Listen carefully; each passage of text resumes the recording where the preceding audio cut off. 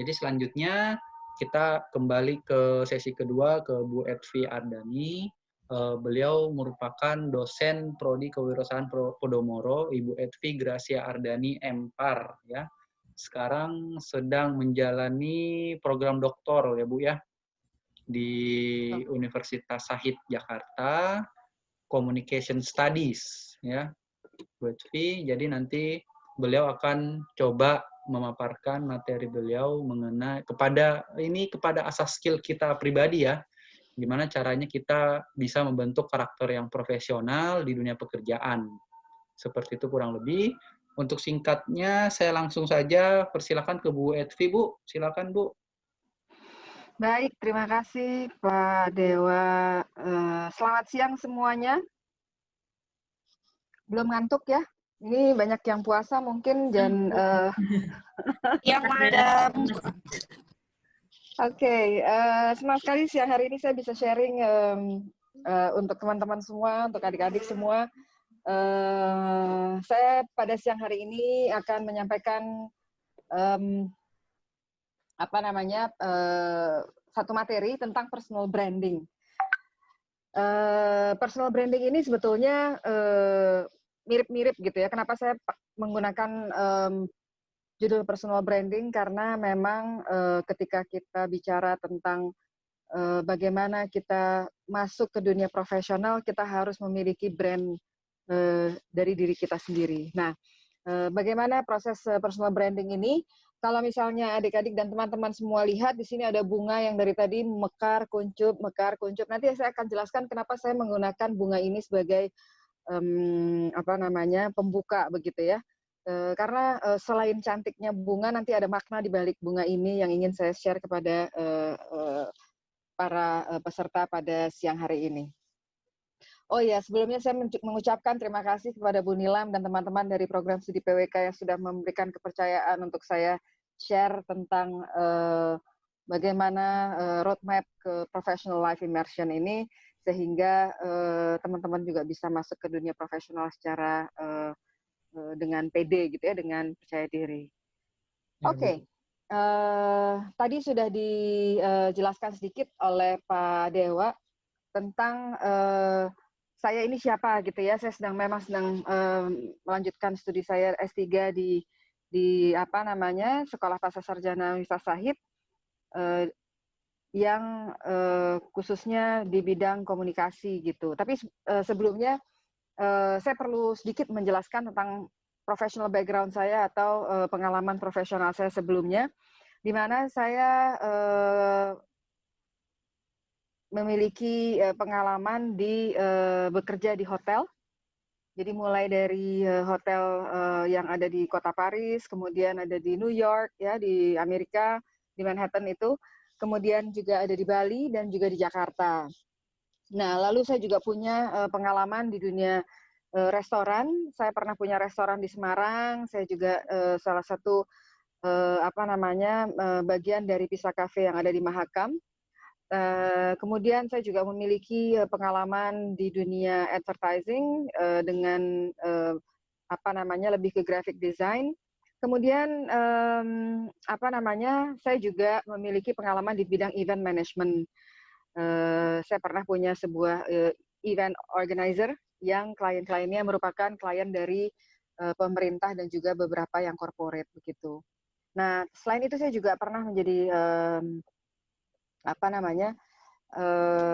konsultan untuk salah satu NGO, beberapa NGO malah, tidak hanya satu, pernah di World Bank dan juga di Australia Indonesia project yang membiayai adalah AusAid.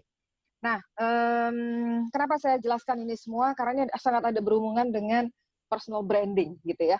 Saya membranding diri saya sebagai seorang, saya lebih suka dilihat oleh orang bahwa saya memang memiliki background marketing yang cukup baik gitu. Dari mana saya membranding itu? Karena saya di sini ada memiliki pengalaman di graphic designer, kemudian saya juga memiliki pengalaman di event management.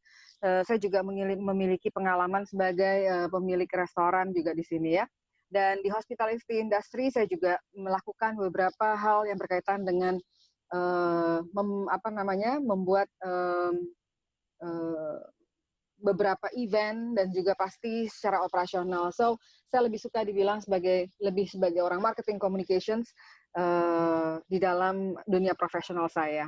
Dan salah satu yang ingin saya sampaikan juga adalah bahwa kuliah doktor saya, S3 saya ambil di ilmu komunikasi karena memang sesuai dengan apa yang ingin saya lakukan begitu ya. Jadi yang namanya personal branding itu adalah secara singkat bahwa kita harus bisa meyakinkan publik siapa diri kita sebenarnya. Saya lanjut. Oke, kalau saya boleh tanya di sini, silahkan. Mungkin saya udah baca ya beberapa dari hadirin yang atau peserta webinar pada hari ini. Sudah sampai di mana sih perjalanan hidup kita gitu ya? Saya yakin ada siswa SMA di sini, betul? Ya, yang SMA, ayo. Ada? Ada lah ya. Kemudian malu-malu ya kayaknya ya. Kemudian ada juga yang mahasiswa udah pasti ada ya. Tadi saya lihat beberapa, ada yang kenal saya juga. Tapi ada juga kan yang baru lulus, ada juga nggak? Apa yang sudah sarjana? Ada lah ya. Pak Dewa gitu ya. sudah lulus S1 gitu Bu ya. Sudah lulus S2 juga. Oke. Nah, siapapun kita, bagaimanapun perjalanan hidup kita, cepat atau lambat pasti kita akan memasuki dunia profesional. Mau dunia profesional yang mana? Dunia profesional yang tadi diceritakan oleh Pak Dhani, yang mana kita harus memahami bagaimana kalau kita masuk ke dunia urban planner itu kita mau nggak mau ya kita harus mencari komunitas yang ada yaitu dalam bentuk komunitas di IAP. Kemudian untuk memasuki dunia profesional kita juga harus mengetahui kira-kira kita harus jago di sebelah mana gitu kan. Nah, memang demikian. Nah, sekarang kadang-kadang saya yakin nggak cuma adik-adik, nggak cuma teman-teman di sini yang mengalami hal yang sama. Kadang itu kita ragu untuk melangkah. Kayaknya tuh kita takut banget gitu ya untuk kita takut untuk menyatakan diri bahwa tolong dong hire saya gitu. Saya butuh kerjaan atau saya butuh saya butuh bukan hanya job, tapi juga kerjaan. Kalau misalnya kita jadi konsultan, kita harus mulai dengan presentasi ke calon klien dan lain sebagainya. Kadang kita tuh ragu untuk melangkah dan untuk menyampaikan bahwa kita butuh kerjaan itu sulit sekali. Kenapa sih sebetulnya itu terjadi? Kira-kira kenapa? Ayo silakan. Mungkin kalau misalnya malu buka mic, silakan diketik di chat. Kenapa kira-kira kita ragu untuk melangkah? Ya, ayo silakan. Ini jadi mungkin kepikiran langsung di chat aja atau mungkin langsung raise hand aja nggak apa-apa. Boleh. Kira-kira kenapa kita ragu untuk melangkah? Coba teman-teman, adik-adik, silakan. Nggak pede, Bu. Gengsi, nggak pede. Wow, nggak pede, betul. Takut gagal. Nah, Gengsi, Bu, gengsi. Gengsi. Belum yakin akan kemampuan, takut. Belum yakin, oke. Takut gagal, belum punya pengalaman, takut salah, oke. Nah. Apalagi nih? Ada lagi nggak? Takut nggak dikasih. Nggak dikasih apa nih? Nggak dikasih duit. Dikasih apa? Oke. Benar sekali. Kita share, kita sama-sama punya ketakutan itu. Takut gagal, iya. Takut salah, iya. Takut nggak dapet kerjaan, iya. Semua itu adanya cuman di takut. Kenapa sih kita sampai punya ketakutan itu? Nah, ketakutan itu tuh biasanya ada di di dalam diri. Dan yang menyedihkan adalah ketika kita kadang-kadang tidak sadar bahwa hanya akan ada satu orang atau sedikit orang yang akan terpilih kalau kita apply apapun. apakah kita sebagai konsultan mau mencari klien itu akan mendapatkan presentasi tidak hanya dari kita sebagai konsultan, tapi dari banyak orang. Dan yang dipilih itu cuma satu gitu ya. Nah, kalau misalnya kita menghadapi kayak begini, jangan takut, kita harus percaya diri. Nah, sekarang pertanyaannya gimana sih itu percaya diri? Tapi sebelumnya, kenapa sih kita bisa tidak percaya diri? Nah, di sini ada faktor-faktor yang mempengaruhi rasa percaya diri seseorang. Ya, yang pertama adalah gen. Apa sih yang dimaksud dengan gen di sini? Kalau kita bicara tentang percaya diri secara genetik, jadi dari turun temurun gitu ya, secara ya itu mah udah gennya begitu, apa ya itu namanya ya, bahasa Indonesianya apa ya? Bisa dibantu Mas Dewa, udah dari sononya gitu, apa tuh? Bawaan lahir. Bawaan lahir. Bawaan lahir gitu ya, itu ada gitu. Tapi apakah itu bisa ditanggulangi atau tidak sih sebetulnya gitu kan? Nah, apa sih hal kedua yang bakal mempengaruhi kita untuk mengasah percaya diri kita? Yang kedua adalah lingkungan. Bagaimana lingkungan itu memberikan kita pengaruh terhadap potensi kita untuk lebih percaya diri. Nah, lingkungan ini banyak halnya. Antara lain adalah bagaimana orang itu ketika berinteraksi sama kita, orang lain itu treat kita, atau bagaimana perlakuan orang lain terhadap kita. Itu akan mempengaruhi kita dalam membangun rasa percaya diri. Nah, yang ketiga, itu hanya ada di diri kita. Jadi sebetulnya gen dan lingkungan itu bisa kita tepis apabila kita bisa mengontrol diri kita sendiri. Nah, gimana sih caranya supaya kita bisa ngontrol diri sendiri? Kan semuanya pasti kepengen tahu gimana caranya. Nah, yang pertama, as simple as this. Kita semua punya headphone, kita semua punya kenyamanan gitu ya. Yang pertama ini kita sebut dengan a quick fix. Kita bisa membenahi atau kita bisa fix rasa tidak percaya diri kita dengan sesuatu yang membuat kita nyaman. Apa itu? Contohnya mendengarkan musik, ya. Mendengarkan musik yang sesuai dengan mood kita ini memberikan kita kenyamanan di dalam ketika di dalam diri, dan ketika kita harus ketemu sama orang, kalau kita sudah mendengarkan musik, biasanya itu membantu kita untuk lebih percaya diri. Tapi ini cuma a quick fix. Jadi kalau misalnya mau ketemu sama orang gitu, di jalan sambil menunggu, dengarkan musik gitu ya. Nah, tapi ada cara lain. Apa cara lain itu? Di sini kita harus percaya pada kemampuan diri. Seringkali orang itu tidak percaya pada kemampuan diri karena apa? Karena yang pertama adalah fixed mindset gitu ya. Tapi kalau kita punya growth mindset, maka kita akan lebih percaya diri dan kita pasti lebih percaya dengan kemampuan diri. Apa sih itu growth mindset dan fixed mindset? Di sini saya akan jelaskan sedikit. Yang pertama tentang growth mindset. Di sini ada tulisan failure is an opportunity to grow. Failure itu adalah kegagalan. Ketika kita punya growth mindset artinya kita menganggap bahwa kegagalan yang pernah dialami itu adalah sebuah peluang untuk kita berkembang. Artinya apa? Artinya kita lebih memahami, oh ternyata saya pernah gagal dengan cara itu. Dengan demikian, saya harus lebih, gimana caranya, ini sebuah peluang untuk saya memperbaiki diri. Nah, kita harus mengubah cara kita berpikir, bahwa tantangan itu lebih menolong kita untuk berkembang. Bahwa saya bisa belajar dari semua hal yang saya inginkan, begitu ya. Sementara kalau kita bicara tentang fixed mindset, artinya ketika kita gagal, kita pasti bilang begini, udahlah saya emang nggak bisa, saya emang nggak ngerti, udahlah saya nggak bisa. Nah, belum apa-apa kita udah bilang nggak bisa, nggak tahu, nggak bisa. Nah, itu adalah fixed mindset. Kalau kita di saat kita mengalami kegagalan, terus kita menganggap bahwa itu adalah batasan kita untuk berkembang, maka itu kelar, ya. artinya kita tidak percaya pada diri kita. Jadi buanglah jauh-jauh fixed mindset ini. Oke? Buanglah jauh-jauh.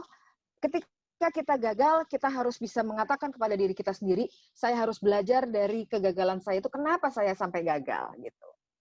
Nah, ini lucu. Tadi ada yang bilang bahwa kegagalan itu beberapa bilang takut akan kegagalan. Nah, di sini di teorinya ini mereka mengatakan dari salah satu researcher mengatakan bahwa kita harus practice failure. Apa itu yang disebut dengan practice failure? Practice failure itu adalah kita harus mengasah kegagalan. Lah, kok bisa sih kegagalan itu diasah? Tapi begini guys, ketika kita gagal, kita harus terus-menerus menganggap bahwa kegagalan ini nih merupakan proses kita belajar, gitu ya. Semua orang udah pasti gagal. Kalau saya boleh cerita sedikit ini ya, saya dulu waktu saya SD, SMP apa SMA saya lupa, SD kayaknya. Waktu saya SD itu saya punya kakak 1, adik 1. Saya nggak tahu kenapa di tahun itu kebetulan ayah saya, orang tua saya tuh agak sering keluar kota, terus ibu saya juga waktu itu kuliah lagi gitu kan. Jadi anak-anak ini nggak ada yang ngejaga gitu. Lalu entah bagaimana di saat itu saya naik kelas, adik dan kakak saya itu tidak naik kelas. Wah, saya hebat. Tapi ternyata enggak juga. Ketika saya kuliah, ternyata saya mengalami kegagalan. Kegagalannya di mana? Saya itu sampai nunggu 2 tahun sebelum saya kuliah benar. Tapi bukan karena sebab gitu ya. Ini karena waktu itu saya ke Perancis dan ternyata di Perancis itu ada ketentuan bahwa kalau tahun pertama ke tahun kedua itu nggak lulus 1 mata kuliah, saya harus ngulangin mata kuliah semuanya dari awal untuk tingkat 1-nya untuk ke tingkat 2.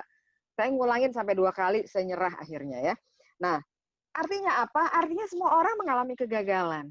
Ketika saya kuliah juga saya mengalami nilai jelek. Saya gagal, saya harus remet gitu ya dalam hal ini. Nah, you know what?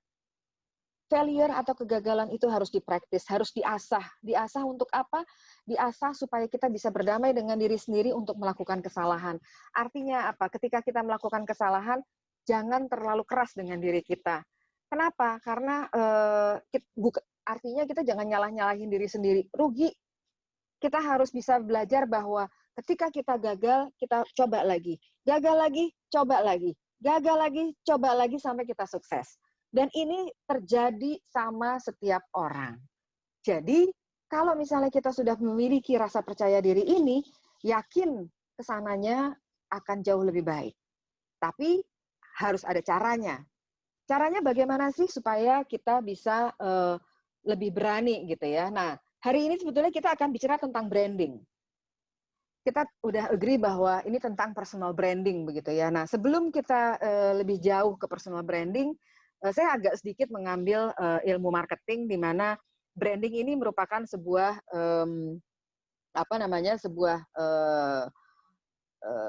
salah satu dari strategi marketing yang penting gitu ya.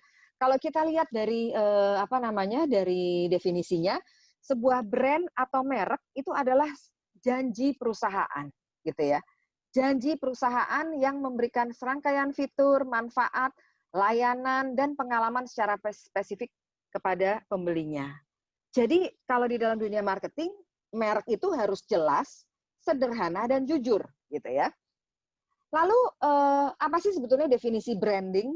Brand itu adalah tentang menciptakan nilai bagi pelanggan dan meningkatkan kepuasan serta menghormati kualitas. Artinya kalau kita punya brand itu biasanya meningkatkan kepuasan dan menghormati kualitas. Menghormati kualitas ini artinya tetap kualitas itu dipertahankan. Nah, jadi kalau kita dengar misalnya minuman Aqua, aduh mohon maaf untuk yang puasa, kalau kita dengar minuman Aqua, maka kita udah tahu, oh Aqua itu rasanya agak manis-manis gitu, agak ada kelapanya gitu ya, kayak air kelapa gitu misalnya. Terus kalau misalnya kita ada tuh Le Mineral, oh iya, Le Mineral itu juga rada manis-manis gimana dan seger loh gitu kan, walaupun nggak dingin misalnya. Nah itu adalah nilai yang diciptakan oleh merek Aqua atau Le Mineral, maaf saya jadi nyebut merek, bagi pelanggannya. Lalu hubungannya apa sama personal brand? Nah, ini saya ilustrasikan masih dalam dunia marketing, di mana kita ada brand, dan gimana caranya supaya brand ini bisa diterjunkan ke pelanggan. Artinya bagaimana brand ini bisa nancep di pikirannya pelanggan seperti kita ngomong air putih sama dengan aqua gitu ya. Yang pertama adalah alat pemasaran fisik. Kalau di dalam dunia marketing, alat pemasaran fisik ini ada poster, ada flyer, ada kupon, ada sampling ya, kayak di supermarket itu kan suka ada tuh mbak-mbak SPG gitu ya, yang kasih minuman, kasih contoh apa segala macam, kasih kita coba. Kemudian ada billboard gede-gede ya, segede-gede gaban itu ya, segede-gede banget itu kalau di jalanan tuh, kalau di Jakarta kita sering lihat banyak sekali billboard besar-besar itu iklan gitu ya. Kemudian ada juga kartu member. Tapi ini kita bicara tentang perusahaan dengan produknya gitu ya. Nah, yang kedua caranya adalah dengan alat pemasaran digital. Ada TV, iklan TV itu banyak ya. Kemudian ada website, ada radio, ada blog, ada email, ada media sosial, online survei, dan lain sebagainya. Lalu bagaimana ini kita bisa mengambil teori branding ini ke dalam diri kita? Oke, kita umpamakan brand itu adalah kita, dan pelanggan itu adalah perekrut atau orang yang merekrut. Bagaimana caranya diri kita ini biar menarik bagi si perekrut itu? Nah, kalau kita ambil contoh yang tadi, ada alat pemasaran fisik. Alat pemasaran fisik kita, itu yang pertama, kalian udah pada tahu pasti, kita harus bikin CV, gitu kan? Tapi CV itu tidak cukup. Kita harus melengkapi CV itu dengan rekomendasi, sertifikat, ijazah, foto, piala, kompetensi yang lainnya. Itu harus harus ditunjang oleh itu semua. Sementara kita juga bisa melakukan memasarkan diri kita melalui digital. Ada Instagram, Facebook, radio juga bisa. Radio itu termasuk digital ya. TikTok juga bisa ya. Kemudian blog, email, LinkedIn gitu ya. Nah, ini mungkin adik-adik dan teman-teman di sini melihatnya, waduh, alat pemasaran digital Facebook lah, orang biasanya saya kalau pakai Facebook, pakai Instagram suka-suka saya aja gitu kan. Nah, hati-hati guys. Ada satu hal yang perlu kita pahami bersama, bahwa semua rekam jejak digital kita itu menjadi salah satu alat yang bisa menarik para perekrut. Jadi kita perlu dan kita sangat penting untuk memikirkan bagaimana supaya alat pemasaran fisik ya dari CV dan semua data penunjangnya, serta alat pemasaran digital dalam hal ini apapun itu. Tapi kalau di dunia profesional biasanya kita memakainya LinkedIn gitu ya. Jadi bagi yang belum punya LinkedIn, silahkan kalian buat account LinkedIn. Kenapa demikian? Karena LinkedIn ini ditunjang oleh atau adalah hal pertama yang menunjang dunia profesional kita. Nah, sisanya ini adalah sebagai penunjang begitu ya. Nah, ini kalau kita lihat antara brand dengan pelanggan dan kita dengan perekrut. Kita harus bisa membuat diri kita menarik bagi orang yang mau merekrut kita. Itu kunci utama. Nah, lalu saya juga bicara di sini ingin bicara tentang positioning. Kalau kita sudah punya kurikulum vitae, kita sudah punya account Instagram, Facebook, LinkedIn, semuanya yang menyatakan siapa itu diri kita, ada satu hal yang penting sekali kalian harus pahami adalah bahwa ketika kita sudah membranding diri kita dengan itu tadi, kita juga harus bisa mempositioningkan diri kita. Positioning kita tuh di mana sih? Apa sih artinya positioning? Positioning itu begini, saya kepengen orang kenal saya sebagai apa. Nah, itu positioning. Kalau kita lihat kopi kenangan, coba sekarang saya tanya, ada yang kenal kopi kenangan nggak? Pasti banyak yang kenal. Coba ditaruh silakan diketik. Takut digibah orang. Coba silakan diketik kira-kira kopi kenangan itu dalam benak teman-teman dan adik-adik sekalian tuh apa sih gitu? Sebagai kopi yang kayak apa? Silakan coba. Ayo, pendapatnya mengenai kopi kenangan berarti ya Bu ya? Silakan. Apakah harus tiap hari diminum? Kalau nggak minum sakit kepala gitu ya. Wah, itu artinya kopi kenangan udah pengganti air putih tuh. Silakan, pasti pada tahu lah ya kopi kenangan itu apa ya. Sekarang ini di sini ada berita yang rasanya dalam. Ya ampun, grab and Kayaknya go. ada kenangan Wow. nih. Begonia ini ada kenangan kali, Bu. Iya nih kayaknya nih. Rasanya dalam.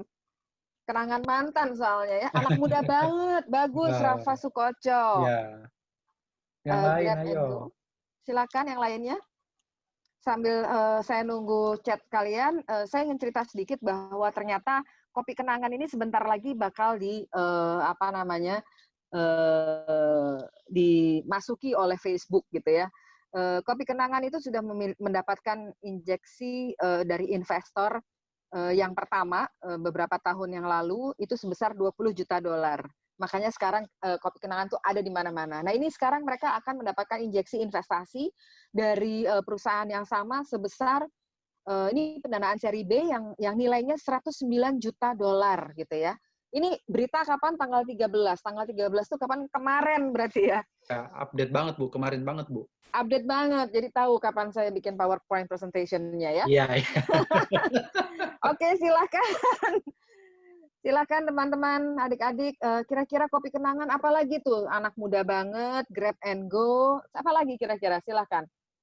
Ini yang dosen, yang guru boleh juga loh, silakan. Ada di mana-mana kali, Bu, ya? Ada di mana-mana, betul Pak Dewa. Iya. Apalagi Bu Nilam? Dulu di pas puasa ya, cobaan banget. Ntar malam kayaknya harus beli nih. Aduh. Harganya gimana harganya?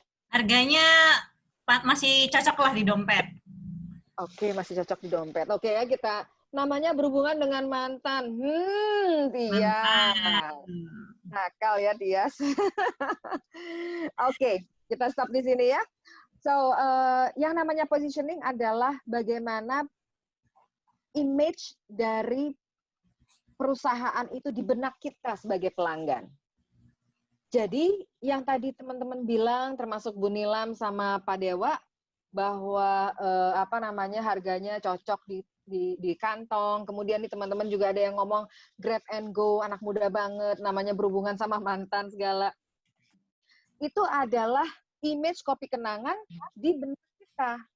Nah, kita juga harus melakukan hal yang sama. Kita kepengen dilihat kayak apa sih sama orang gitu kan? Pengen dilihat sebagai apa di depan mata orang? Oh, sebagai urban planner misalnya. Nah, kalau kita kepengen jadi dianggap sebagai urban planner, maka kita harus melakukan dari A sampai Z sesuai dengan apa yang kita inginkan orang melihat kita. Kalau orang ingin lihat kita sebagai urban planner, lakukan tuh semua dari A, B, C, D, E, F, G tadi yang dibilang sama Pak Dani tadi. Urban planner tuh harus begini, harus karakternya begini. Itu diikuti gitu. Bagaimana caranya? Ya salah satunya dengan sekolah sebagai mahasiswa di PWK gitu ya, perencanaan wilayah dan kota. Jadi dipahami bahwa positioning itu adalah bagaimana makna diri kita di benak orang lain. Jadi kita tahu bagaimana cara memposisikan kita dengan diri kita di mata orang lain, yaitu dengan menunjukkan bahwa kalau saya mau jadi urban planner, I have to go through semuanya. Saya harus ikuti itu langkah-langkah tadi yang dibilang sama Pak Dani. Nah, Anda yang mana nih? Di sini saya mengilustrasikan orang lagi nunggu di interview gitu ya. Ada orang yang lagi nunggu, saking stresnya mereka melakukan ini nih, gitu ya. Yang satunya mijit-mijitin dahinya, kemudian yang satu kayaknya nih pusing gitu ya, yang satu panik gitu. Sebisa mungkin kontrol diri kita. Kita harus punya kontrol terhadap diri kita dan kita harus bisa lebih profesional dalam menghadapi. Jangan sampai kita kelihatan panik. Santai aja. Caranya gimana? Tadi teman-teman udah tahu caranya antara lain dengan dengerin musik dan musik kesukaan kita gitu ya. Maka kita akan jauh lebih santai.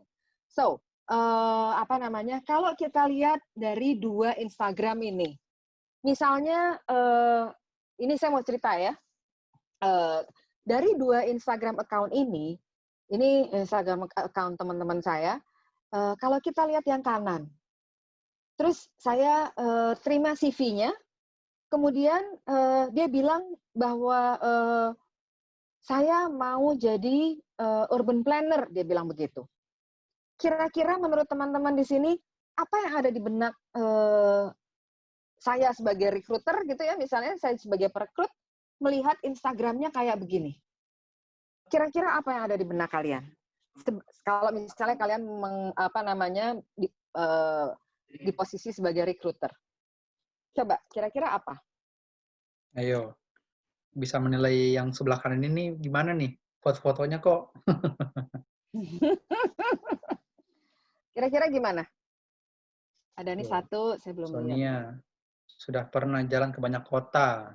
Oke, bagus. Sudah pernah jalan ke banyak kota, cocok jadi olahragawan. Betul, itu juga cocok. Yohanes Paulus ini ya. Sonia, di highlight-nya banyak kota. Betul. Oke, ada lagi yang mau berpendapat di sini? Ayo, silakan yang lain.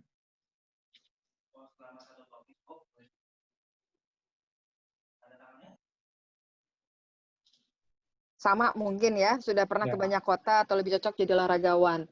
Oke, sebetulnya ada dua hal. Yang pertama, kita harus melihat CV-nya dulu. Dan misalnya CV-nya dia punya pengalaman sebagai atau sekolahnya, kemudian dia punya sertifikasi, terus dia pernah punya pengalaman sebagai urban planner. Maka ketika kita melihat Instagramnya yang kayak begini, ya kita berpikirnya sama tuh kayak Sonia. Wah, dia udah pernah ke banyak kota.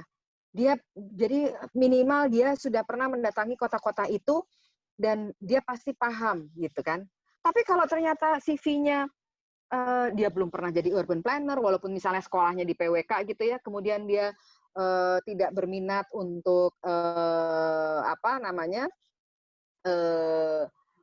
mengerjakan hal-hal yang berhubungan dengan urban planner, maka betul kata Yohanes Paulus, ini mah cocoknya jadi olahragawan gitu ya. Jadi yang saya ingin tekankan di sini guys adalah bahwa kalau kita apa yang kita lakukan itu sesuai dengan tujuan kita, misalnya sebagai urban planner, maka tunjukkanlah di dalam CV dan juga di dalam media sosial kita. Kalau kita menunjukkan hal yang saling berhubungan, maka orang akan memiliki udah nih dia CV-nya udah sesuai dan dia pernah pergi ke banyak kota, akhirnya dia pasti punya perspektif, punya pola pikir yang beragam dengan cara berpikirnya ditunjang oleh informasi-informasi atau pengetahuan yang sangat beragam. Jadi mungkin dia akan bisa dijadikan salah satu calon gitu ya, urban planner di perusahaan. Nah, kalau misalnya kita lihat yang sebelah kiri nih, coba nih. Isinya makanan melulu. Dia mau jadi urban planner. Kira-kira bagaimana? Kasusnya sama nih ya, orangnya sedang apply jadi urban planner di salah satu biro konsultan gitu misalnya. Terus isi Instagramnya isinya makanan semua gitu. Kira-kira gimana menurut teman-teman adik-adik di sini? Nah, ayo yang kiri lagi nih. Tadi yang kanan foto-foto manusianya, yang kiri ini agak beda lagi nih ya.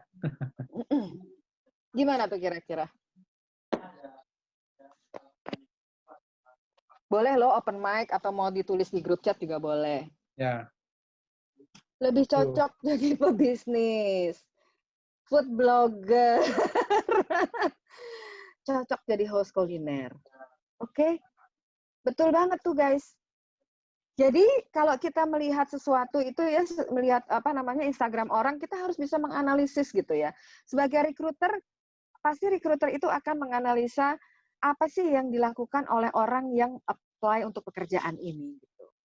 Jadi dari sekarang nih guys, saran saya, semua yang berhubungan dengan sosial media, update disesuaikan dengan apa yang ingin kalian lakukan. Kalau kalian ingin jadi urban planner, semua tadi kan ada daftar tuh banyak banget, itu saya lihat sampai bingung gitu bacanya gitu kan. Lakukanlah itu. seperti yang dilakukan yang di sebelah kanan nih ya, yang yang olahragawan ini tadi. Dia menunjukkan bahwa dia pergi ke semua kota, ke banyak negara, yang menunjukkan bahwa dia menyukai untuk melihat kota itu seperti apa gitu, dan itu sebagai penunjang. Kerjasama buka resto, ya bisa juga itu ya. Yang sebelah kiri ini memang lebih ke sambilan bisnis atau sebagai food blogger, betul, atau host kuliner juga bisa memiliki kemampuan lebih juga boleh gitu ya. Jadi dari sekarang marilah kita mulai gimana caranya supaya Instagram kita, LinkedIn kita itu semuanya bisa mendukung positioning kita tadi. Kita kepengen jadi apa sih sebetulnya gitu.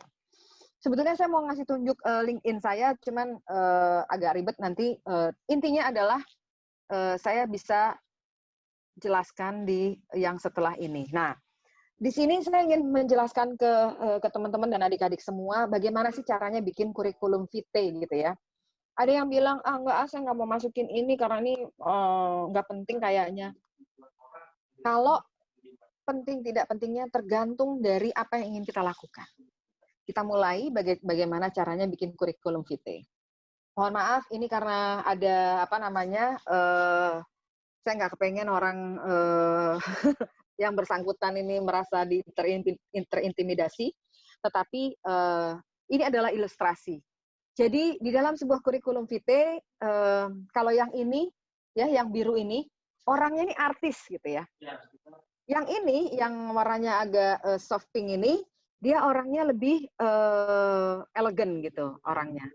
Kenapa saya bilang ini artis yang biru? Karena dia pakai banyak warna gitu ya. Nah, ada satu hal guys yang perlu kita pahami ketika kita buat CV.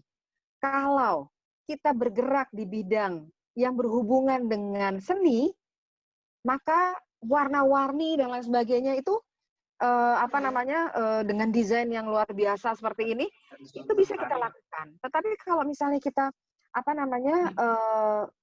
ingin apply atau kita ingin melamar magang atau kerja di tempat yang lebih serius seperti misalnya pemerintahan gitu, kita juga harus bisa membuat kurikulum vitae yang sesuai dengan gayanya gitu. Jadi kita nggak bisa bikin kurikulum vitae itu suka-suka kita, yang penting gue maunya begini ya udah gini aja gitu. Nggak bisa. Kita harus sesuaikan dengan konteks bidang yang mau kita lamar gitu ya. Nah, di sini secara identitas biasanya ada nama udah pasti, dan ada satu hal yang di sini menarik. Ini kebetulan ini adalah milik salah satu mahasiswa Podomoro University. Jadi dia tulis bahwa dia adalah student dari Podomoro University gitu ya. Nah, habis itu ada personal profile. Nanti saya jelaskan bagaimana personal profile ini atau profil pribadi ini perlu ditulis gitu ya. Ini ada personal profile tepat di paling atas. Penting nggak itu? Sangat penting.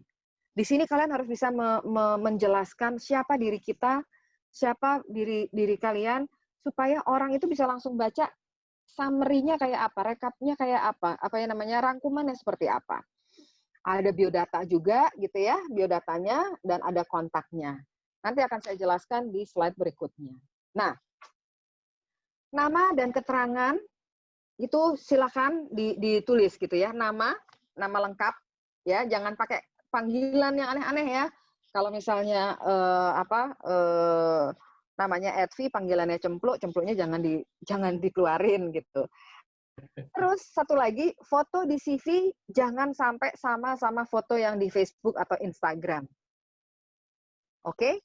Kalau kita mau melamar pekerjaan, cari foto yang elegan. Kebetulan dari dua gambar ini contoh yang luar biasa sekali, pas. Ini dia pakai baju sport. Kalau kita mau apply ke tempat, ke kantor yang serius, model pemerintahan atau model kantor konsultan, baju sport ini tolong jangan digunakan. Pakai baju yang rapi, pakai kemeja yang rapi. Kalau perlu pakai dasi, gitu ya. Karena harus disesuaikan dengan jenis jenis perusahaannya gitu. Jadi foto sebisa mungkin, kalau misalnya nggak punya, foto lagi. Kita punya handphone kok, handphone buat apa? Kita bisa foto sendiri gitu ya. Nah, tinggal dicari background yang warnanya putih gitu, sehingga lebih kelihatan lebih profesional.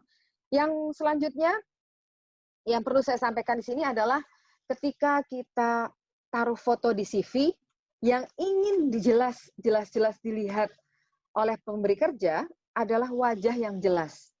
Kalau misalnya fotonya sambil nunduk gitu ya, sambil begini gitu, itu orang akan melihatnya, waduh ini nggak kelihatan nih fotonya orang kayak apa nih gitu kan.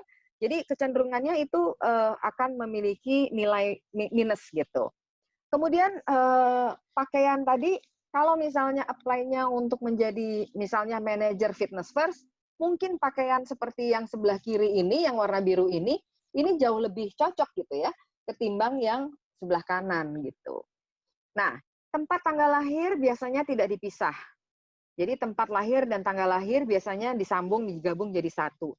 Jenis kelamin juga perlu dicantumkan, karena apa? Supaya cepat screeningnya gitu. Oh ini laki-laki, ini perempuan. Dan nomor telepon guys,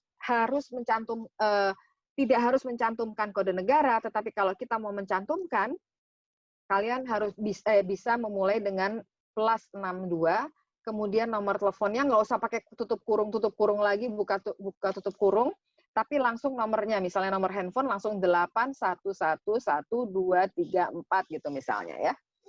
Jadi langsung seperti ini. Dan ini diberi jarak antara 2, 3, atau 4 angka. Artinya begini, supaya orang nggak siwer matanya, 62 misalnya kan, kasih jarak 8111, kemudian 234. Itu boleh begitu. Tergantung dari bagaimana nomor teleponnya itu enaknya dilihatnya seperti apa. Kalau di Eropa, dia biasanya nyebutnya 22 gitu ya. Jadi 62, 81, 11, 234 gitu. Itu di Eropa. Tapi kalau di Indonesia kita nggak ada ketentuan. Jadi kode negara mulai dengan +62, kemudian angka nomor teleponnya. Nah, terus yang selanjutnya ini profile. Gimana sih caranya nulis profile ini ya? Profil kita gimana caranya?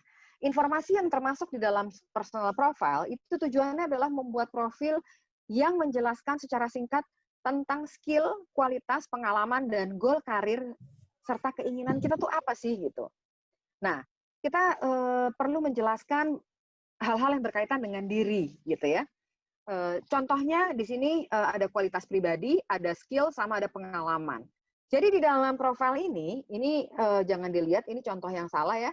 Itu isinya biasanya, saya ini orang yang seperti apa. Ini cuma contoh nih ya, belum tentu semua orang punya ini gitu ya. Kemudian saya punya skill apa gitu. Lalu pengalaman saya apa. Nah, biasanya rangkuman atau profil itu idealnya 50-80 kata atau tidak lebih dari 6 baris.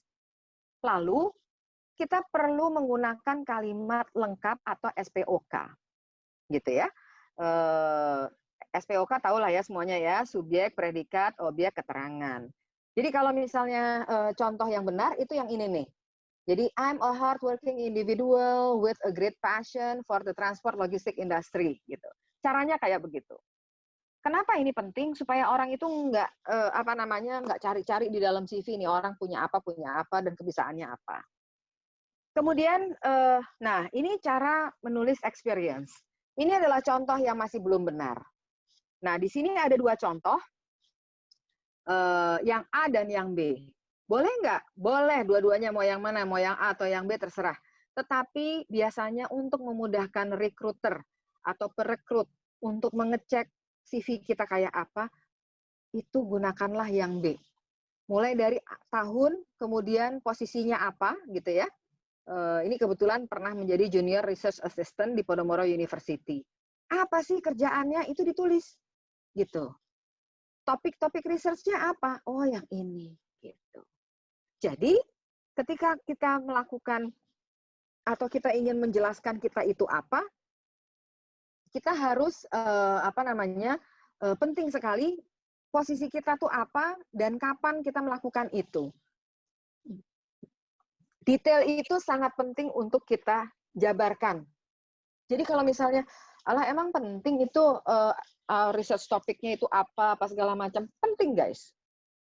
Sangat penting ya. Nah, yang kedua ini experience juga, pengalaman. Di sini ada 2 juga, yang A sama yang B, sama yang tadi. Kalau yang A itu boleh nggak? Boleh gitu. Cuman disarankan yang B gitu. Kenapa? Karena tahun duluan gitu. Jadi orang melihatnya tuh tahun, habis itu supply posisi, terus udah gitu perusahaannya apa, di mana gitu ya. Reportnya kemana? Ke operations manager, bla bla bla bla gitu. Ini keterangan yang harus ditulis. Penting nggak? Sangat penting. Nah, ini adalah education dan other experience. Di sini educational background, di sini other experience. Cara nulisnya begini guys, gitu. 2017 sampai dengan sekarang, berarti masuknya tahun 2017 dan sekarang masih terus going gitu kan.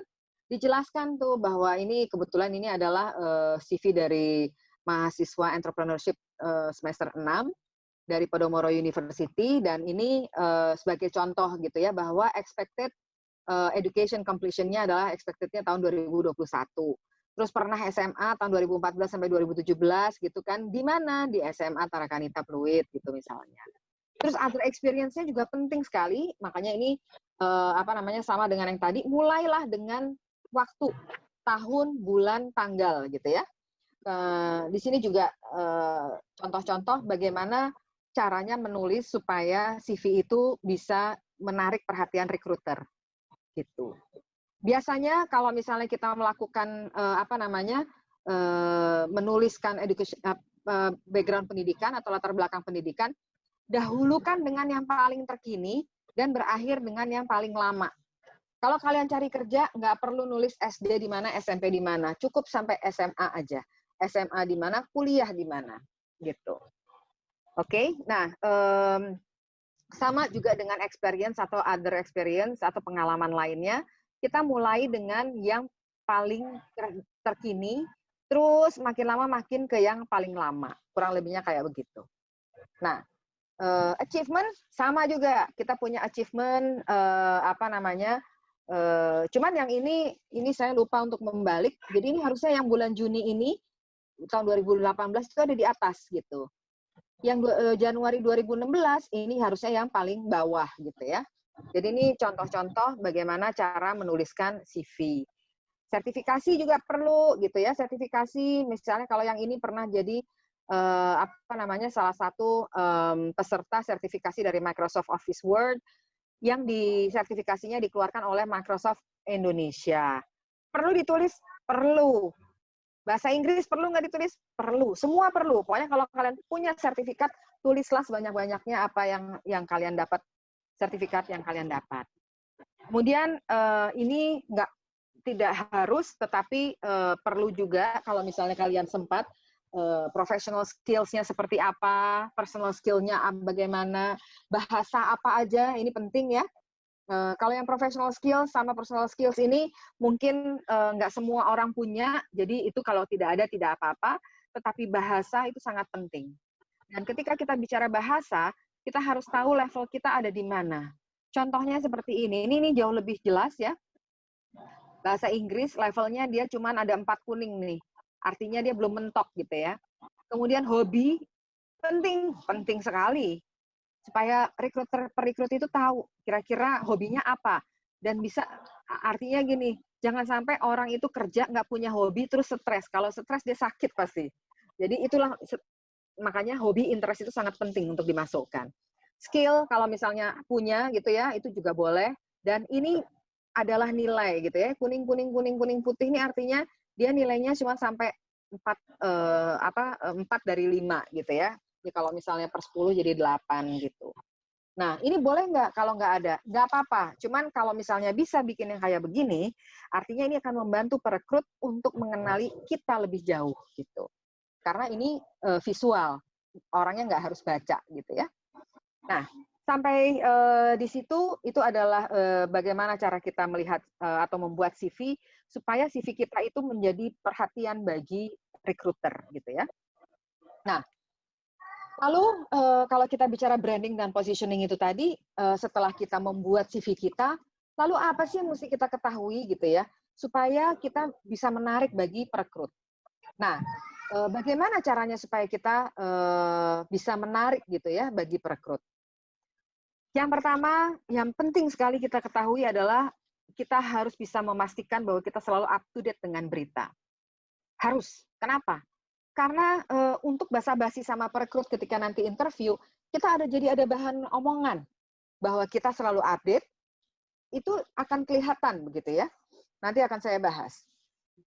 Kemudian yang kedua adalah tingkatkan kemampuan kita untuk menggunakan software untuk membuat profil. Profil ini yang dimaksud di sini adalah CV, Instagram, LinkedIn, dan lain sebagainya. Tingkatkan kemampuan kita untuk supaya kita bisa bikin yang bagus dan sesuai dengan bidang pekerjaannya. Yang ketiga, kita perlu memperbanyak kompetensi atau pengalaman akademis atau non-akademis. Artinya apa? Kalau misalnya ada lomba, kalau misalnya ada sertifikasi, pelatihan, jangan segan-segan ikut. Karena pasti di setiap pelatihan, di setiap lomba, atau di setiap sertifikasi itu pasti ada pengalaman yang bisa kita petik. Dan itu bisa kita masukin ke dalam CV untuk menunjukkan bahwa kita memang memiliki atau pernah mengalami atau punya pengalaman itu. Kemudian yang keempat adalah kita harus memperluas jejaring atau network dimanapun siapapun. Contohnya, hari ini kita tadi sudah melihat, kita sudah mendengar insight dari Pak Dhani. Kalau kita offline, kalau kita ketemu di seminar, jangan segan-segan mendatangi pembicara supaya kita bisa keep kontak sama orangnya. Buat apa sih? Buat hidup kita di masa yang akan datang. Kenapa demikian? Panjang ini ceritanya. Karena for your information, saya itu selalu mempergunakan network saya dari zaman saya kuliah dulu sampai sekarang. Bahkan ada beberapa hal yang membuat saya jadi I'm amazed gitu ya. Ternyata network itu sangat penting di kehidupan kita. Nggak cuma sekarang, tapi untuk nanti di masa yang akan datang. Dan pesan saya, jangan sampai kita memusuhi siapapun. Karena siapapun bisa ketemu kita di masa yang akan datang, dan siapapun bisa butuh kita atau kita butuh orang itu. Kemudian perluas wawasan dengan diskusi dengan siapapun. Diskusikan apa aja. Jadi kenapa tadi saya bilang pastikan Anda selalu update dengan berita, karena berita itu bisa menjadi salah satu trigger kita untuk bisa berdiskusi sama orang. Kenapa kita bisa berdiskusi sama orang dengan siapapun? Karena dengan cara berdiskusi kita menambah wawasan kita. Dan yang selanjutnya adalah gunakan waktu untuk diskusi agar Anda memiliki analytical thinking yang kuat. Pesan saya satu untuk adik-adik dan teman-teman, tinggalkan rebahan. Saya tahu generasi sekarang adalah generasi rebahan. Kita mulai tinggalkan rebahan dengan berdiskusi dengan siapapun, dengan topik yang jelas. Pertanyaan saya selanjutnya, satu lagi adalah perbanyak kompetensi. Kompetensi ini harus dimasukkan ke dalam CV, walaupun nyoba sekali, kalau kalian masih fresh graduate, masukin aja bahwa kalian pernah nyoba, gitu ya. Nah, sekarang pertanyaan saya, ini pertanyaan akhir saya di sesi ini, apa yang Anda ketahui tentang pandemi sekarang?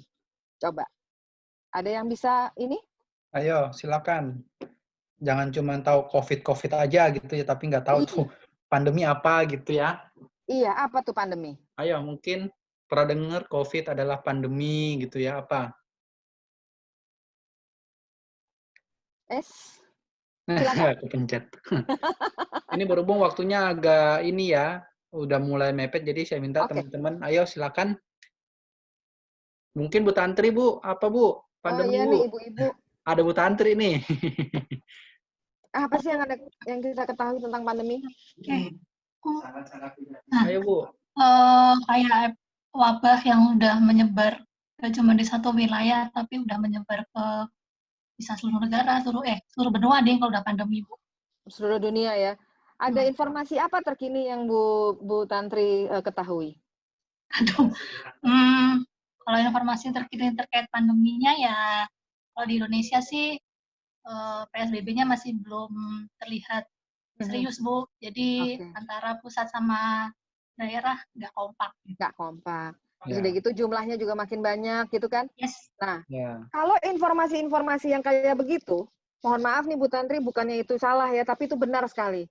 Cuman kadang-kadang kita ada hal-hal yang lebih rinci yang bisa kita ketahui juga gitu, Bu. Nah, ini di sini ada pandemi yang menyebabkan gangguan perekonomian dunia. Betul. Yohanes juga bilang mewabah secara global dan menyebabkan multi efek. Betul. Arya Febrian di Medan penutupan jalan sebanyak 110 jalan besar. Betul. Masih banyak yang bodoh amat. Bener. Kurang asa. Oke. Kita udah tahu itu semua, tapi semua orang akan ngomongin itu. Mulailah dari sekarang cari informasi yang beda dari yang lain gitu ya. Apa informasi itu? Nah, contohnya ini. Ini adalah informasi yang saya terima kemarin lewat WhatsApp group. Ini luar biasa.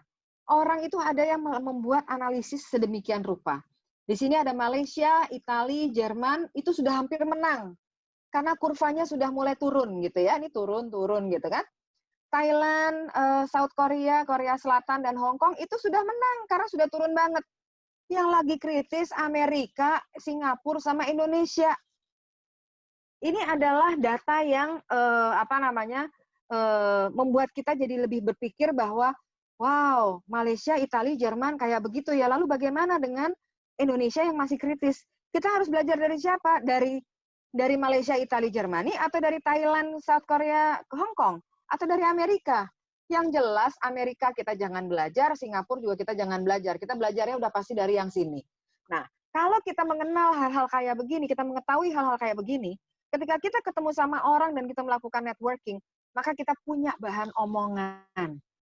Itu yang penting. Kita punya bahan omongan sehingga yang namanya conversation itu, yang namanya percakapan itu akan mengalir gitu ya. Nah, saya tahu di kepala pasti kusut. Caranya hanya dengan satu hal, yaitu menguraikan semuanya satu-satu, menuliskan satu-satu, sehingga kita bisa menguraikan siapa diri kita sebenarnya, dan dari yang kuncup, itu jadi bisa kelihatan mekar dan indah di mata recruiter. So, dari yang kuncup, berkembang, kita harus bring the value, authenticity, and the know-how, supaya recruiter itu bisa amaze sama diri kita. Kira-kira demikian, terima kasih. Oke, terima kasih Bu Edvi ya. Jadi pada dasarnya cara ngembangin diri kita ya dari kita sendiri gitu ya Bu ya, menghilangkan kebiasaan-kebiasaan rebahan ya. Kalau perlu kadang ada juga beberapa yang perlu kita bahkan jangan ikut yang mainstream, soalnya yang mainstream kesana semua ya. Kadang ya harus mencoba hal-hal yang baru gitu ya. Karena nggak selamanya arus itu mengarah yang ke arah yang benar gitu ya. Kadang-kadang memang harus dilawan juga. Yaitu, udah santai aja lah, rebahan aja lah. Nanti gampang lah yang namanya pekerjaan mah datang sendiri. Wah, itu ancaman buat pribadi kita semua ya. Kadang juga bahkan ada teman-teman mungkin yang bersifat toksik kali Bu ya. Yang ngajak ke hal-hal yang malah tidak baik gitu ya. Itu juga perlu kita kurang-kurangin gitu ya. Karena bunga nggak bisa sekedar mekar aja gitu ya. Iya. Kalau asupannya bunganya nggak bernilai ya nggak bisa mekar gitu ya, malah kuncup terus kali. Oke, saya akan buka pertanyaan 3 orang karena ini waktunya sudah mau habis juga ya. Ada 3 orang pertanyaan mengenai pengembangan diri. Silakan Jovan. Langsung bersuara Jovan. Gak usah tulis, gak usah ngetik. Ya, selamat sore Bu. Perkenalkan saya Jovan Purnama dari mahasiswa Podomoro University dari Prodi PWK angkatan 2019. Bu, saya mau nanya tadi yang tentang CV, boleh Bu? Boleh, silakan. Kalau misalkan nih Bu, kayak contoh saya mau rekrut, saya mau interview jadi contoh ke suatu perusahaan dalam contoh jadi ini deh Bu, konsultan PWK gitu Bu. Nah, saya perlu, kan saya nyantumin Bu tadi untuk prestasi semuanya, achievement. Nah, kalau misalkan saya ada contoh nih Bu, saya ada prestasi, contoh apa ya? Contoh ada dalam bidang olahraga, contoh let's say saya main bola gitu Bu. Nah, tapi saya juara nasional gitu Bu, contohnya. Saya perlu cantumin atau mendingan nggak usah sama sekali Bu? Cantumkan. Tapi kan dicantumkan Bu. Oke. Harus dicantumkan. Tapi nggak nyambung nggak apa-apa Bu? Nggak apa-apa. Kamu tahu nggak kenapa itu harus dicantumkan? Kenapa Bu? Kira-kira apa manfaatnya kamu ketika mengikuti championship itu? Oh, ini sih Bu, maksudnya kalau misalkan saya ngikut championship gitu, kayak pasti ada skill, maksudnya soft skill yang kayak apa ya? Contoh nih kayak hard working. Terus maksudnya kayak itu tuh ada di dalam diri saya dan mungkin si interviewer itu bisa ngelihat gitu Bu. Betul. Jadi Oke, dengan oke. dia melihat bahwa kamu pernah ikut championship dan kamu menang apalagi menang secara nasional, maka perekrut itu akan melihat, wow, dia pernah mengalami itu, dia pernah menang, jadi dia tahu bagaimana mengembangkan soft skill-nya dia. Jadi Oke, itu aja nilai sih Bu. tambah. Oke, siap. Thank you ya Bu, thank you Pak. Ya, Makasih oke. Jovan. Iya, Yang Bu. lain ada lagi? Berarti tadi Jovan udah tahu jawabannya kali ya dari awal ya. Cuma memastikan konfirmasi. Kagak Pak. Saya takut, maksudnya takut kalau kayak gini loh Bu, saya takut kalau misalkan saya masukin ke dalam CV, nanti takut dikira nggak nyambung gitu loh. Kayak apaan sih, kayak mau pamer ya gitu. Kayak saya takut kayak gitu loh. Malah jadi kayak orang kerja yang mau jadi konsultan kok pamernya olahraga nggak nyambung. Saya takut gitu Bu. Enggak. Oke. Itu menandakan bahwa kamu Siap. pernah punya pengalaman mengasah soft skill kamu. Jadi itu menjadi nilai plus. Tuh, lawan rasa takut tadi ya. Untung nih Jovan udah Kalau berhasil nih. ini Bu, kalau misalkan cuman yang dalam sekolah-sekolah tapi kayak banyak, maksudnya kan kayak istilah kayak apa ya, kayak perintilan gitu doang loh Bu. Kayak perlu nggak Bu? Apa tuh perintilannya? Maksudnya kayak contoh juara, tapi cuman kayak juaranya yang antar sekolah, mungkin ada kayak cup sekolah, tapi dalam bidang olahraga, maksudnya udah nggak nyambung, terus kecil gitu loh Bu. Is it Nggak okay apa-apa. gitu Bu? Atau mendingan, oh beneran Bu? It's okay, bener. Oh, oke. Bener. Oh. Tadi makanya tadi saya ngambil Instagram teman saya yang isinya olahraga melulu gitu. Karena olahraga itu bukan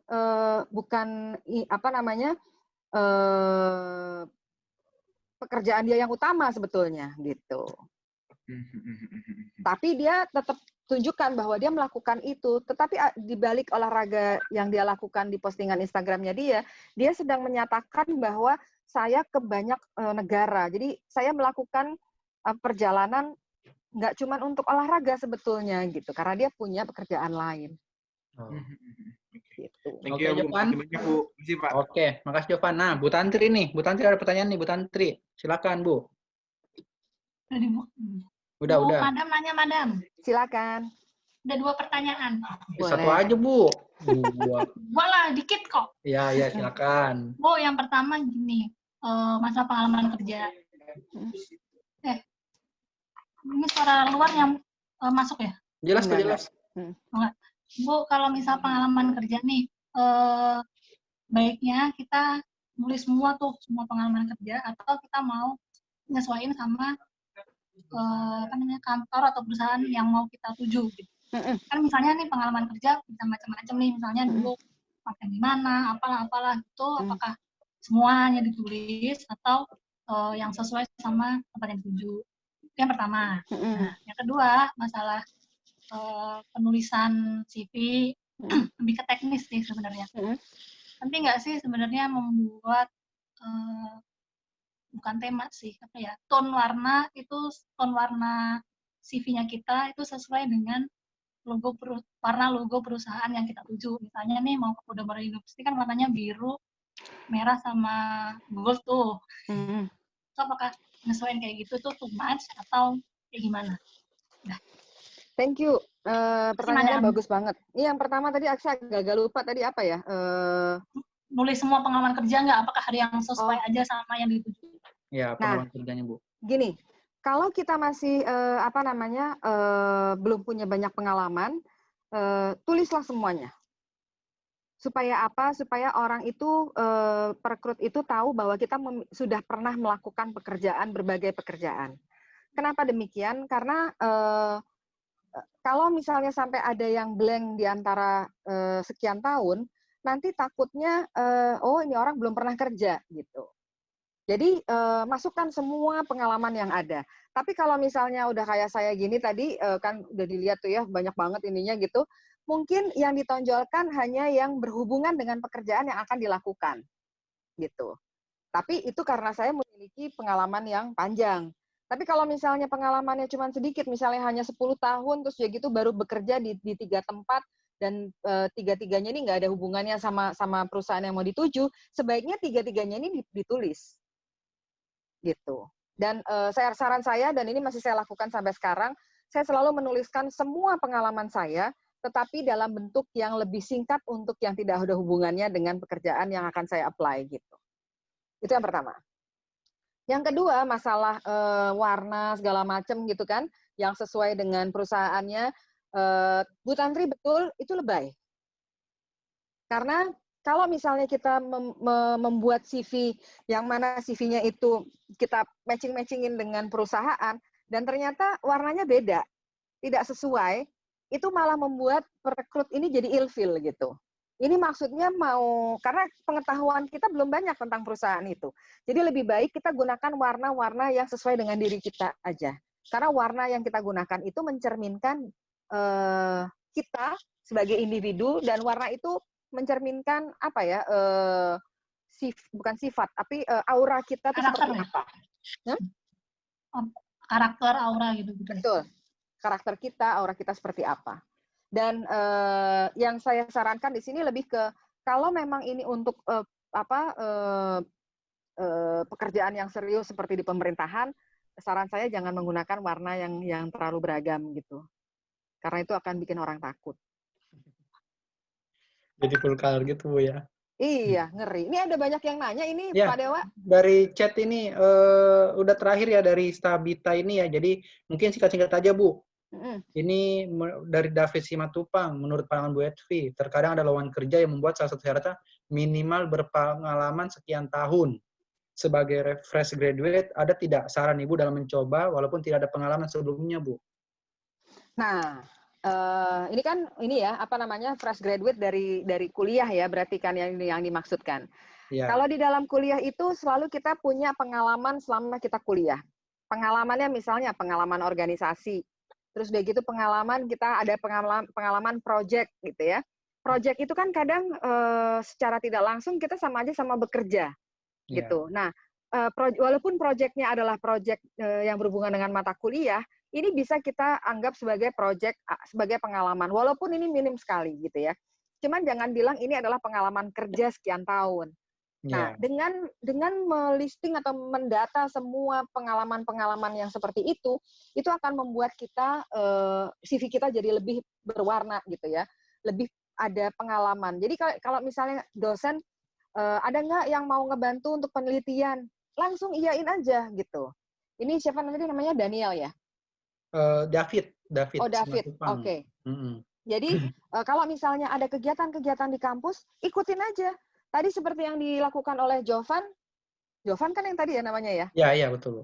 Dilakukan oleh Jovan mungkin tidak ikut kegiatan di dalam sekolah gitu, tapi lebih ke luar sekolah, ikut kompetisi nasional, kompetisi antar sekolah, dan lain sebagainya. Itu merupakan pengalaman mengasah soft skill gitu ya. Jadi recruiter itu walaupun fresh graduate, mereka akan melihat pengalaman-pengalaman supaya recruiter itu merasa bahwa oh ini anak nggak fresh banget gitu, ternyata udah punya pengalaman sekian banyak gitu. Kira-kira seperti itu. Jadi manfaatkan tahun-tahun selama kuliah untuk diisi juga dengan kegiatan-kegiatan lain selain perkuliahan. Oke. Terakhir ini Bu, ada lagi Bu, satu Juan Ramadewa. Bu, kalau misalnya lulus SMA mau melamar pekerjaan, apakah bentuk CV-nya sama dengan yang sudah lulus kuliah? Atau ada hal-hal tertentu yang harus dicantumkan agar tidak dipandang sebagai anak SMA biasa? Wah, dia menjadi anak SMA luar biasa, Bu, nih. Jadi gini, Juan, kalau kepingin nulis menjadi anak SMA yang tidak biasa gitu ya, yang luar biasa, sama Juan harus ikut kegiatan-kegiatan baik akademik maupun non akademik. Jadi kalau misalnya di akademik itu ada hal-hal yang misalnya kayak contoh ada lomba gitu ya, kayak saya nggak tahu misalnya di SMA lombanya matematika, ada lomba matematika, ikut aja gitu. Minimal pernah ikut, jadi pernah ngerasain gimana rasanya ikut lomba. Terus misalnya ada pertandingan catur gitu, ikut aja. gitu. Kalau bisa ya, tapi kalau nggak bisa ya janganlah, cari sesuatu yang bisa dilakukan. Kalau ikut OSIS gitu misalnya, ya saya nggak jadi ketua OSIS, nggak apa-apa, ikut jadi apa namanya? Pengurusnya. Nah, itu akan memperkaya CV Juan sebagai siswa SMA gitu. Jadi pokoknya intinya adalah jangan sampai kita gabut aja. Jangan sampai kita diem aja, jangan sampai kita cuma rebahan doang. Ikuti semua kegiatan yang bisa diikuti. Apalagi gratis. Ya. Oke, last one nih Bu, ada dari Sabita Wilda nih. Bu, kalau kita pernah jadi pebisnis di bangku SMA, terus kita mau mendaftar kerja di tempat lain, berarti kita nggak punya pengalaman kan Bu? Apa kita tulis kita pernah jadi pebisnis atau enggak Bu? Tulis. Tulis aja ya? Tulis, harus ditulis. Pernah menjadi pebisnis di bangku SMA itu penting. Dan itu merupakan cikal bakal. Poin yang plus banget gitu. Plus. Iya, karena pasti Sabita pasti ngerasain jatuh bangunnya punya bisnis. Dan itu penting di dalam dunia profesional. Pengalaman itu adalah pengalaman yang paling berharga. Jadi tulis aja. Tulis kayak tadi gitu ya, tahun dulu berapa tahun, dari tahun berapa sampai tahun berapa gitu kan. Terus sebagai pemilik gitu ya, bisnisnya namanya apa, terus jelasin di situ. Ngapain aja di dalam, tapi nggak usah banyak-banyak ya, 6 baris aja cukup gitu. Harus ditulis. Oke. Harus itu saja ya Bu ya. Oke, jadi itu dari Bu Etvi ya. Mungkin semoga pertanyaan-pertanyaan dari teman-teman sekalian bisa terjawab dan bisa membantu mengembangkan karakter teman-teman semua sehingga bisa meningkatkan kemampuan teman-teman untuk menghadapi dunia profesional ke depan, baik yang mahasiswa untuk mempersiapkan dunia kerja ataupun anak-anak SMA yang mungkin akan melanjutkan tingkat selanjutnya gitu ya, entah sambil kerja atau gimana gitu ya. Yang penting kita jangan takut gitu ya, harus berani untuk mengambil kesempatan, mengambil peluang ya, melawan kaum mainstream ya, kaum rebahan, jangan diikutin. Sayang banget gitu ya, kita hidup cuma jadi kaum rebahan gitu, jangan, sayang banget. Soalnya dunia ini banyak yang perlu kita coba gitu ya Bu ya. Bahkan mungkin bidang ilmu, kita satu di bidang ilmu juga nggak apa-apa kita pelajarin yang lain gitu ya, kita menambahkan wawasan gitu. Ya, betul. Mungkin itu sebagai penutup. Mungkin Bu Nilam ada lagi Bu, sebelum kita mungkin sesi foto bersama ya. Iya. Minta tolong kepada teman-teman yang lain untuk mengaktifkan videonya. Kita ada sesi foto bersama gitu ya. Jadi kalau sudah ya Bu. Ya, mungkin sebelum penutupan saya mau menambahi yang dari Bu Etvi tadi. Oh ya, boleh. Memang betul Bu Etvi, saya sangat setuju sekali bahwa tadi salah satunya yang paling menarik ada gambar Instagram ya. Instagram itu kan salah satu sosial media yang membranding diri kita sendiri gitu. Nah, sekarang ini sosial media seperti Instagram, Twitter, kemudian Facebook dan lain sebagainya, LinkedIn gitu ya, itu merupakan sarana penting bagi kita untuk membranding diri kita seperti apa. Yang pertama. Yang kedua, sekarang itu kayak misalnya Google, percaya tidak percaya, Google itu tidak perlu ada lowongan, maksudnya dia tidak buka lowongan ya, tapi dia sendiri yang mencari mana kira-kira yang cocok akan dia rekrut. Nah, dari sinilah Google tuh melihat dari web gitu ya, dari sosial media teman-teman semua. Makanya kita kenapa dalam sosial media kita sendiri itu kita harus mampu memvisualisasikan kita tuh dengan baik gitu. Jadi mungkin ini tips atau masukan bagi teman-teman semua, ya berhati-hati di sosial media gitu ya, karena sekarang itu bagian dari para rekruter itu untuk melihat sebenarnya personality orang ini seperti apa sih, kemudian dia karakternya seperti apa orangnya. Begitu pula juga kayak di pegawai negeri ya, Pak Dewa, ASN ya, itu betul. Kan sekarang kayak seperti Twitter atau Facebook itu menjadi target atau sasaran utama di rekruter ASN gitu ya, atau PNS. Karena dari situ kita bisa dilihat kita tuh orang yang termasuk membangkang pemerintah atau tidak gitu. Ya. Jadi perlu kita teman-teman semua menjaga dan terus mengembangkan branding dirinya dengan baik gitu ya. Nah, untuk sebelum penutupan juga, sebelum sesi foto terakhir, mungkin saya share untuk acara berikutnya, mungkin kalau teman-teman tertarik gitu ya, Ini udah kelihatan ya? Ya, sebentar loading, Bu.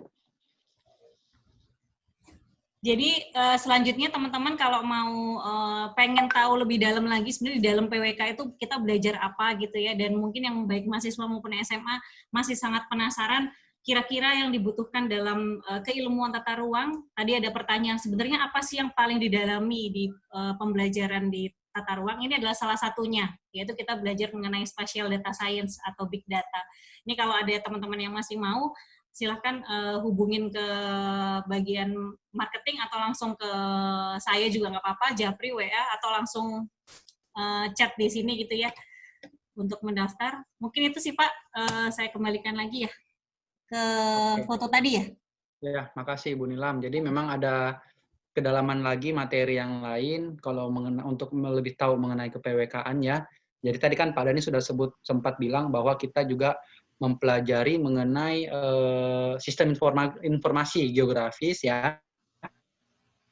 Nah, itu nanti selanjutnya akan dibantu lagi oleh moderator dari Pak Gatot ya, selaku dosen Podomoro yang membidangi memang di bagian sistem informasi ya. Jadi selanjutnya sesi terakhirnya untuk foto bersama. Jadi sekarang ada sedikit pergeseran di mana kalau kita seminar kita foto naik ke panggung. Nah, sekarang kalau seminar webinar ini kita masuk ke sesi mengaktifkan video ya. Iya. Ini ada dua layer ya, jadi 2 kali foto Pak.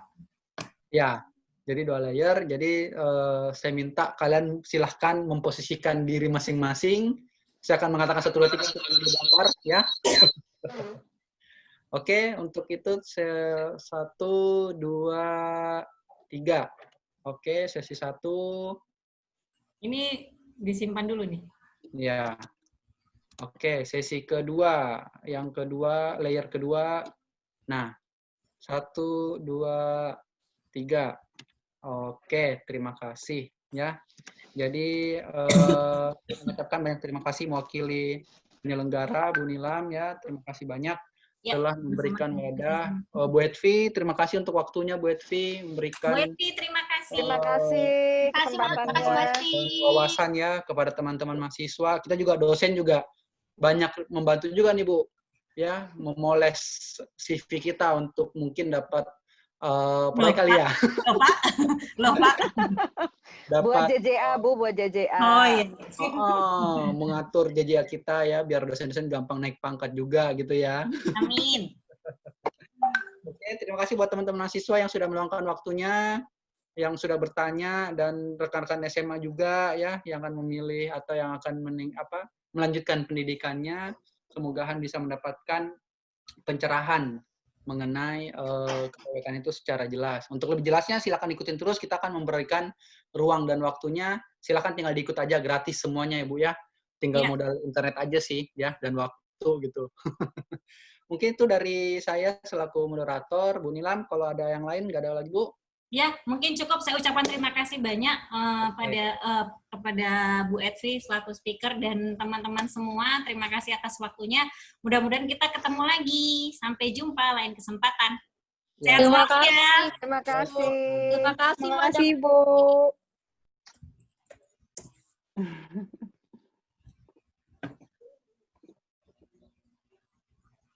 Bu Nilam, Ya. kita masih di sini aja, yang satunya biar masuk ke sini. Oh. Invite. Share itunya ya. Sebentar ini nunggu kosong.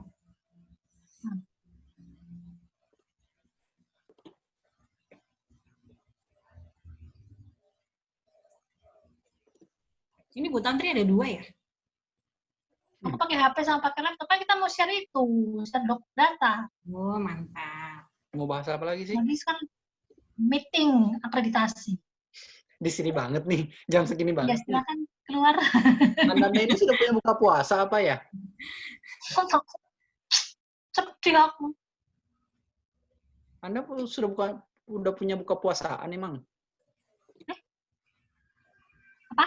Anda sudah punya buka puasaan? Ada GoFood kan? Ini masih ada yang lain nih. Ini dosen-dosen kita nih. Ini Pak Gatot giliran gini muncul dia. Iya, tadi nggak ada gambarnya, videonya. Siapa lagi nih yang belum keluar? Kenapa nggak ganti rumahnya sih? Ini saya remove satu-satu nih. Oh iya, bisa nge-remove orang. Bernard, sorry ya. Anda juga harap keluar ya, Bapak Ibu. Maaf. Emang ini bahas siapa doang? Bu Nilam sama Bu Tantri doang? Enggak, sama Bu Maria sama Pak Fer mau masuk. Oh, kirain. Yaudah. Silakan keluar, Anda dua. Anda ngapain join Kirain berdua? Tiwasa nungguin. Ngapain kita berdua pakai Zoom lah. Anda berdua join di sini. Urusin buka puasa, udah. Siapa yang belum keluar ini? Ini berarti bisa live kan? Udah kan? Udah selesai kan? Udah. Udah, Mau udah. atas nama live-in, Bu. Hah? Bu minta mau saya kick, Bu. Ini saya live aja sendiri. Ada kekuasaan mengkick ini enak nih.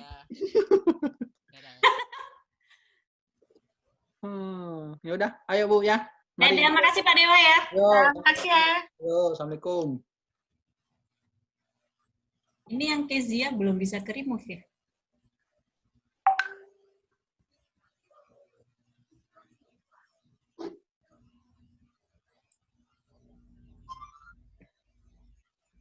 Yang bisa di-remove, Pak?